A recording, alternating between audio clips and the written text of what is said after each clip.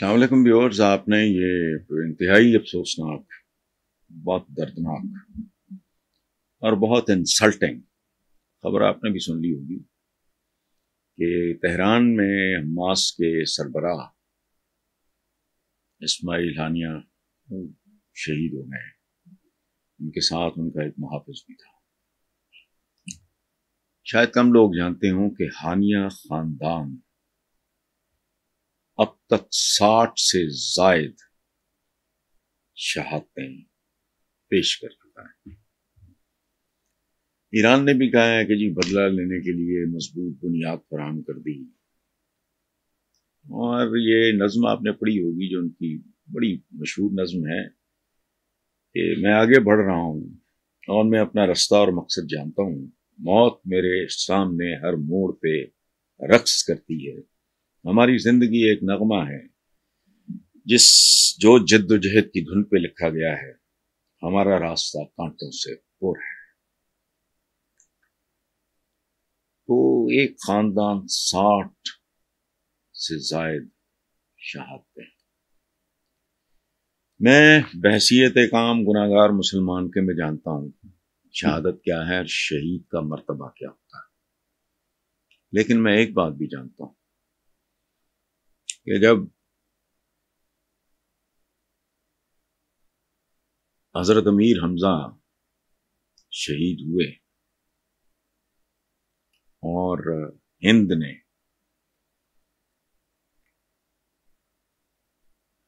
ان کی اس مقدس جو ان کی جو باڈی تھی اس کے ساتھ کیا کیا،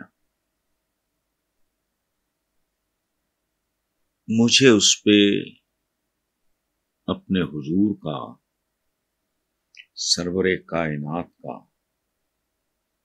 رونا بھی یاد ہے، ان کے آنسو بھی یاد ہے، ان کی آہیں بھی یاد ہے۔ یاد رکھیں، جب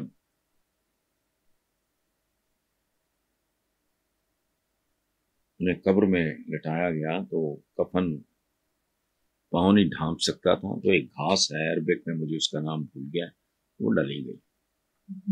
بہت گہرا زخم، شہید تھے وہ، آپ روئے، آپ کی آنکھوں میں آنسو۔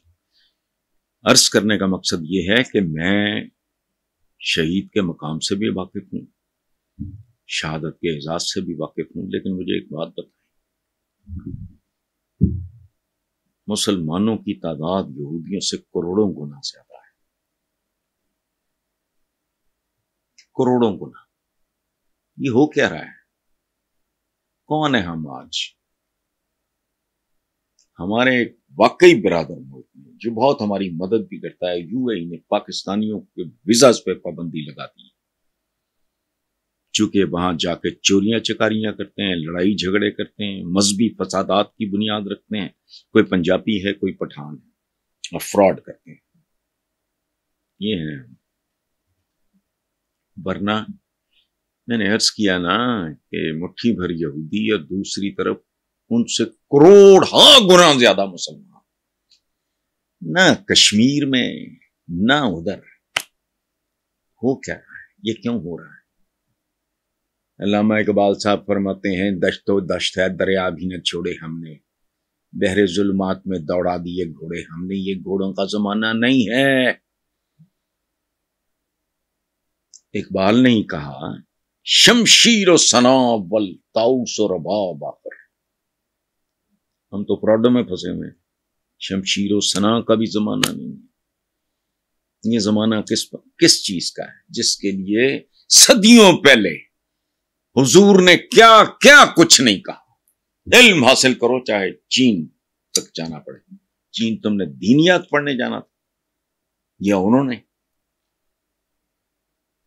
قرآن پاک کی تلاوت سیکھنے جانا تھا یا پڑھنے جانا تھا؟ وہاں عربی سیکھنے جانا تھا چین۔ علم حاصل کرو۔ وہ کون سا علم تھا جو وہاں نہیں اویلیبل تھا؟ پھر کہتے ہیں رب زدنی علما، اے میرے رب مجھے علم دے۔ فرمایا علم مومن کی کھوئی ہوئی میراث ہے، اور شروع کہاں سے ہوا؟ یہ پاکیزہ ترین سلسلہ اقرا، پڑھ، سائنس اور ٹیکنالوجی سے محرومی، بد کرداری، علم سے دوری تو ہمیں ذلیل کرا رہی ہے. ہم ماتم کرتے ہیں، ٹسوے بہاتے ہیں، اظہاری یکجہتی کرتے ہیں، بس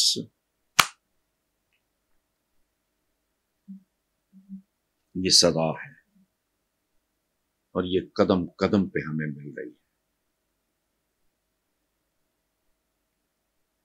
کروڑ مسلمانوں کی،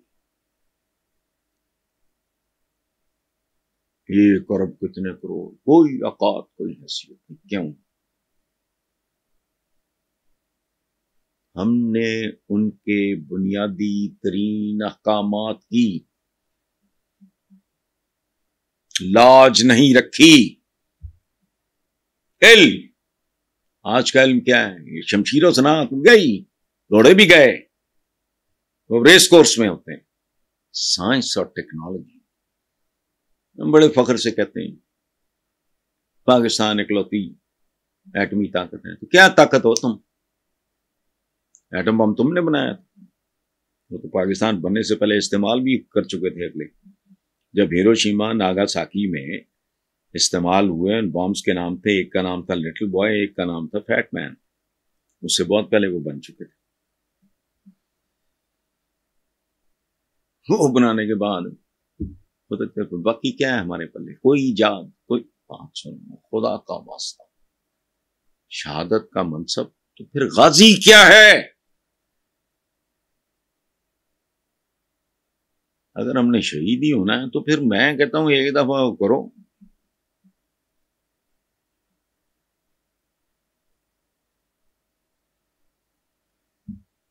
ایک ہی صورت ہے، ہم اتنے ہیں مارے جائیں گے، اسرائیل کا حوصلہ ختم ہو جائے گا. اس شہادت کے پیچھے جو کچھ ہے اس کو سمجھو.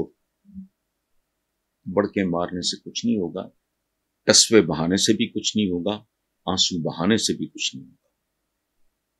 ایک ہی علاج ہے، there is only one way out. رونا ہے تو رو کے رو.